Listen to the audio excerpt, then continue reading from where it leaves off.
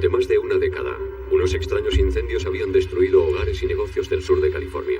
Se sospechaba que podían ser provocados, pero había pocas pruebas físicas. Los investigadores encontraron una importante pista en una novela que describía varios incendios sorprendentemente parecidos a los reales.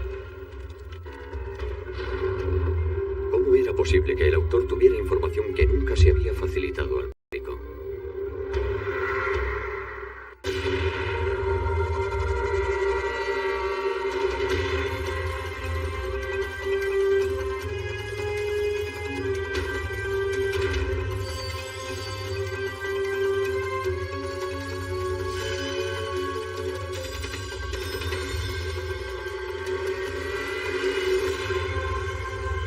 Crímenes imperfectos.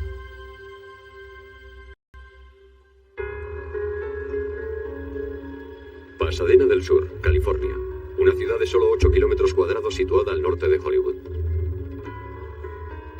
La noche del 10 de octubre de 1984, la mayoría de los residentes se preparaban para ver el partido entre los San Diego Padres y los Detroit Tigres de las series mundiales. Jim Obdan, que entonces solo tenía 19 años, trabajaba como empleado en Ollie's, una tienda de artículos para el hogar. Pensé, ¿por qué estará todo tan tranquilo? Y dije, sí, claro, es que hoy hay partido de béisbol y me alegré mucho de que hubiera tan pocos clientes. Hacia las 7 de la tarde, Obdan escuchó un aviso por el Servicio Público de Emergencias y fue a ver qué pasaba. Fui hacia la entrada de la tienda y vi una gran nube de humo. Era una gran nube de humo blanco. Obdan fue a la sección de ferretería y empezó a guiar a los clientes hasta la puerta de la tienda. Miré por uno de los pasillos y fui hasta el final del pasillo y entonces me encontré con una cortina de llamas. Vi que estaba atrapado y no sabía cómo salir de allí. Entonces se apagaron las luces y Obdan ya no podía ver nada. Las personas que había en la tienda intentaban desesperadamente encontrar una salida de emergencia. La primera unidad en llegar al comercio vio una columna de humo saliendo por el techo. El jefe de bomberos no estaba muy seguro de lo que estaba pasando. No supo valorar exactamente la gravedad de la situación. En un breve espacio de tiempo, el fuego se convirtió en un verdadero infierno. Jim Obdan consiguió salvar la vida justo a tiempo. Tenía las orejas quemadas y el brazo izquierdo quemado. En cuanto salí de la tienda recuerdo que me toqué el brazo y la piel se me caía a jirones. Otras 4... Es lo único que sabemos. ¿Era su hijo, su nieto? Era mi nieto. Iba a cumplir 3 años en enero. Matthew Troidel era la víctima más joven. Su abuela, Ada Dale, y 2 empleados de la tienda, Jimmy Cetina y Carolyn Graus, también perecieron. Cuando se extinguió el incendio, los investigadores empezaron a buscar pistas entre los restos calcinados. Solo hicimos una investigación rutinaria del incendio para localizar el foco de origen. No se puede averiguar qué provocó el incendio si no se localiza primero dónde empezó el fuego. Pero los investigadores no conseguían localizar el origen. Cuando vamos a investigar incendios como este, lo normal es encontrar un montón de escombros y todo bajo 1 metro de agua a veces. Y es tremendamente difícil encontrar el punto de origen. La versión oficial fue que la causa del incendio había sido un accidente. Pero John Orr, un investigador de incendios del Departamento de Bomberos de la localidad cercana de Glendale, no estaba de acuerdo. Él había estado en el incendio y había sacado estas fotografías. Un día después del incendio, John Orr se puso en contacto con Karen Berry, que era la cuñada de una de las víctimas del incendio, y le dijo que en su opinión era un incendio provocado. Según Orr, el fuego se había iniciado en unos cojines y colchones para jardín fabricados con espuma de poliuretano, un subproducto del petróleo altamente inflamable. La polémica no duraría mucho. No tardaron en producirse otros incendios y ya no quedaba duda de que había algún pirómano suelto.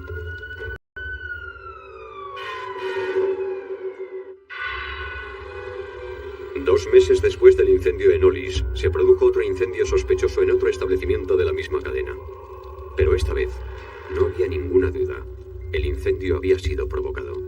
El fuego había empezado en la sección de almohadas y colchones que teníamos en la tienda. Y a 150 kilómetros de allí también se producían incendios sospechosos en Bakersfield, California.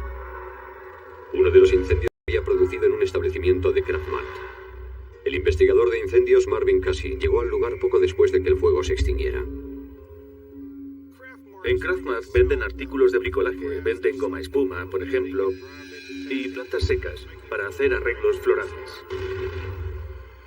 En este incendio los investigadores encontraron la primera prueba física en un cubo que contenía flores secas. Miré dentro del cubo y vi un trozo de papel rayado de color amarillo que se había usado para fabricar un dispositivo incendiario. Era fácilmente reconocible, porque tenía 3 cerillas envueltas alrededor de un cigarrillo y todo estaba envuelto con una goma.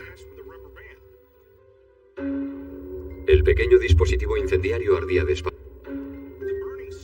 El cigarrillo se va consumiendo hasta que enciende el fósforo de las cerillas y entonces se produce una llama de forma instantánea. Y hubo otro incendio el mismo día en una tienda de telas cercana. El fuego había empezado en un almacén donde había almohadas y objetos de goma espuma. No hacía falta un ingeniero aeroespacial para saber que el problema es que había un pirómano suelto. Se produjeron más incendios sospechosos en Fresno y en Tulare, 2 ciudades al norte de Bakersfield. En uno de ellos, los investigadores encontraron un dispositivo incendiario idéntico al que se encontró en el incendio de Craftmart. Cuando Casey revisó las fechas y las horas de los incendios, descubrió una coincidencia preocupante. Todos se habían producido a lo largo de la autopista 99, más o menos en las mismas fechas en las que un grupo de investigadores de incendios celebraba una convención anual en Fresno.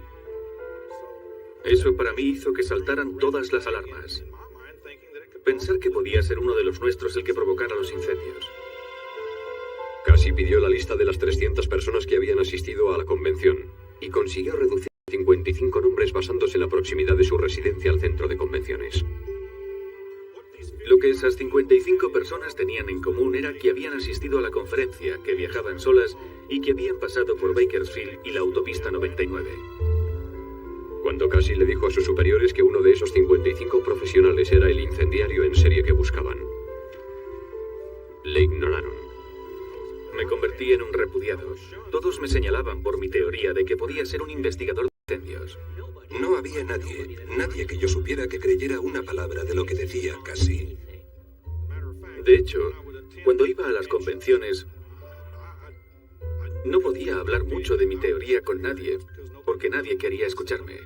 Nadie compartía mis ideas. Pero tal vez deberían haberlo hecho. El dispositivo incendiario empleado en el Craftmart fue enviado al departamento de alcohol, tabaco y armas de fuego para ser analizado. Era un papel rayado amarillo, enrollado cuidadosamente con un cigarrillo y unas cerillas dentro. Los expertos en huellas dactilares de la ATF escogieron la anhidrina para buscar posibles huellas. La anhidrina es un líquido que, al ser aplicado al papel, reacciona con los aminoácidos que están presentes en todas las huellas que dejamos. La sustancia suele tardar un día en secarse, pero aplicando aire caliente se puede acelerar el proceso. Milagrosamente, encontraron parte de una huella. Las huellas dactilares no siempre quedan marcadas. Pueden quedar huellas y puede que no. Así que encontraron huellas en este caso. El color del papel y las líneas oscurecían la huella. Para conseguir una imagen más detallada, los criminalistas fotografiaron la huella con un filtro especial. Los filtros resaltan la huella, pero también resaltan los surcos y las características de la huella. Y además los filtros eliminan el color del fondo para que se aprecien mejor las estrías. Después, la huella se introdujo en el AFIS, el sistema automatizado de identificación de huellas dactilares que contiene huellas de criminales convictos. Por desgracia, la huella no coincidía con ninguna de la base de datos de delincuentes conocidos. Entonces Marvin Casey pidió a la ATF que comparara la huella con los 55 nombres de la lista de personas que habían asistido a la convención y que habían estado cerca de los incendios. Pero su petición fue denegada. Les pareció que eran demasiadas personas para solicitar a los departamentos sus tarjetas con sus huellas y analizarlas. La investigación de Casey había llegado a un callejón sin salida. Entonces, 2 años después, se produjo otra oleada de incendios en comercios, esta vez en ciudades junto a la autopista 101. Cuando Cassie comprobó las fechas de los incendios, descubrió que también coincidían con una convención cercana de investigadores de incendios. Y en la lista de los asistentes había 10 individuos que también habían asistido a la convención anterior. Estaba entusiasmado, sabía que teníamos algo con lo que trabajar. Persuadió a la ATF para que llevaran a esas 10 personas al laboratorio y con subterfugios obtener sus huellas y compararlas con la huella que habían encontrado. Pero no consiguieron ningún resultado positivo. No consiguieron identificar la huella, y casi no podía creerlo. Me sentía muy decepcionado porque yo estaba convencido de que conseguiríamos algo con los 10 nombres que había en la lista. Pasaron otros 2 años, y entonces el incendiario volvió a actuar en Los Ángeles, provocando incendios en decenas de tiendas por toda la zona, y causando daños materiales por valor de millones de dólares. El agente especial de la ATF, Mike Matassa, dirigía la investigación. Su sistema era empezar los fuegos en comercios a las horas del mediodía y preferiblemente cuando los locales estaban abiertos. Matassa había oído hablar de la polémica teoría de Cassie, que decía que los incendios habían sido provocados por un investigador de incendios. Y también sabía que habían encontrado una huella dactilar en el dispositivo incendiario. Así que Matassa pidió al departamento del sheriff del condado de Los Ángeles, en la que constan todas las personas que hubieran solicitado un trabajo. Y una de las huellas coincidía. Me quedé de piedra. No podía creerlo. La huella coincidía con la huella del dedo anular izquierdo de John Leonard Orr, un investigador de incendios del departamento de bomberos de Glendale, California. John Orr había querido ser agente del Departamento de Policía de Los Ángeles desde hacía mucho tiempo. Se presentó en 1981 y superó todas las pruebas menos una, que fue la prueba psicológica. Entonces Orr solicitó un puesto en el Departamento de Bomberos de Los Ángeles, pero no consiguió superar las pruebas físicas exigidas. Ya no se encontraba en muy buena forma física, y aquello fue un durísimo golpe para él. Continuó haciendo otros trabajos hasta que por fin consiguió un puesto en el Departamento de Bomberos de Glendale. Era el departamento de bomberos más modesto de la zona de Los Ángeles y rápidamente fue ascendiendo puestos hasta llegar a investigador de incendios y al grado de capitán. Orr era una de las 10 personas de la lista de Cassie que habían asistido a las 2 convenciones. En la primera comparación, sencillamente, lo habían pasado por alto. La huella solo relacionaba a Orr con uno de los incendios. En lugar de arrestarle y acusarle de un solo incendio con daños menores, lo que probablemente conllevaría una sentencia mínima, decidimos seguir investigando para intentar relacionarle con todos los incendios de la misma factura. Y para eso había que recurrir a los sistemas de vigilancia más avanzados.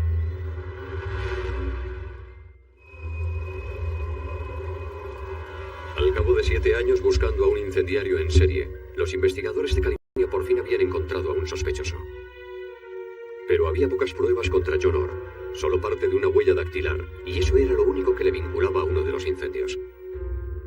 Así que los investigadores decidieron seguir los movimientos de Orr instalando un dispositivo en su coche llamado Teletrack. El dispositivo de seguimiento en sí es del tamaño de una cinta de vídeo y se puede instalar en cualquier parte del coche. El sistema Teletrack utiliza una red de torres de comunicaciones que transmiten señales al dispositivo inalámbrico instalado en el vehículo. En algunos aspectos es mejor que los sistemas de posicionamiento por satélite. La desventaja del GPS es que si estás en un garaje o la antena no está a cielo abierto, es muy difícil conseguir una posición exacta. Con esta tecnología no hace falta estar al aire libre. El 22 de noviembre de 1991, a las 3:30 de la tarde, el Teletrack situó a Orr cerca de los estudios de la Warner Brothers en Burbank, donde se produjo un incendio en el plató en el que se grababa un programa de televisión. Curiosamente. Pero en la centralita se equivocaron al dar la dirección del incendio.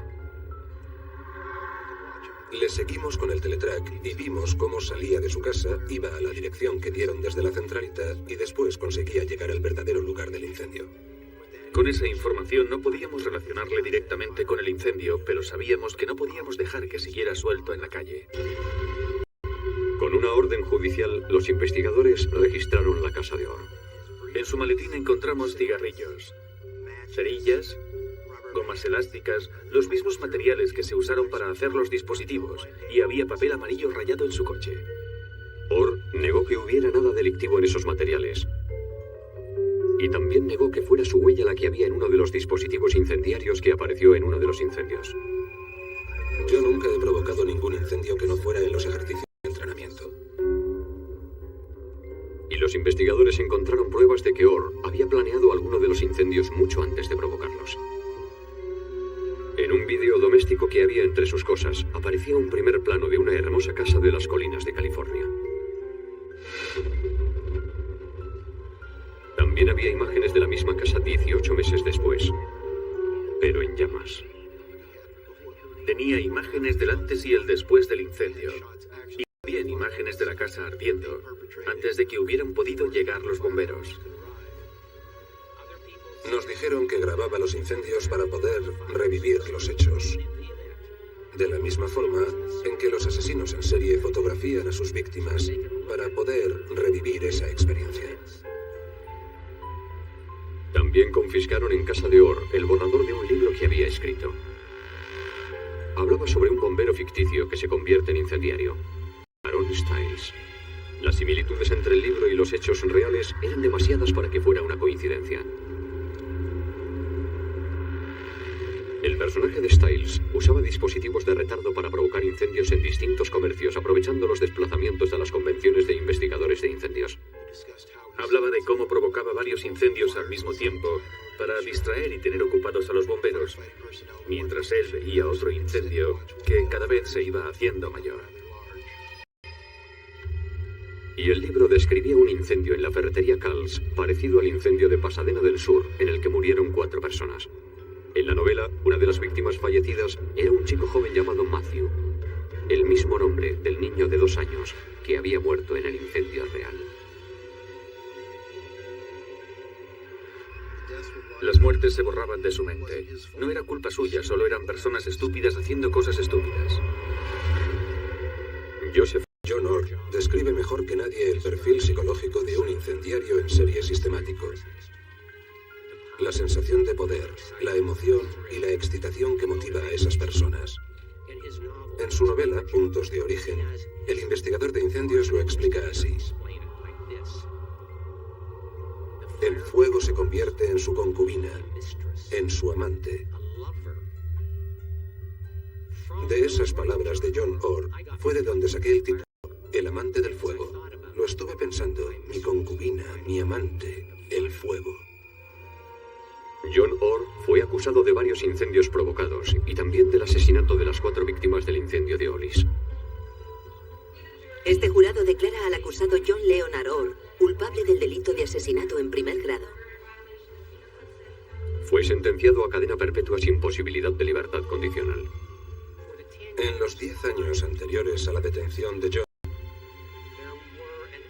se produjeron una media de 67 incendios forestales al año, en las colinas de Glendale, Burbank y Pasadena, grandes incendios. Y después de la detención de John, el número de incendios en esa misma zona pasó de 67 a solo 1. En mi opinión, debió provocar más de 2000 incendios en un periodo de 30 años. John Orr está considerado uno de los incendiarios más prolíficos del siglo XX. Pero se pudo poner fin a sus andanzas con un trozo de papel quemado y la dedicación. Y el esfuerzo de los investigadores.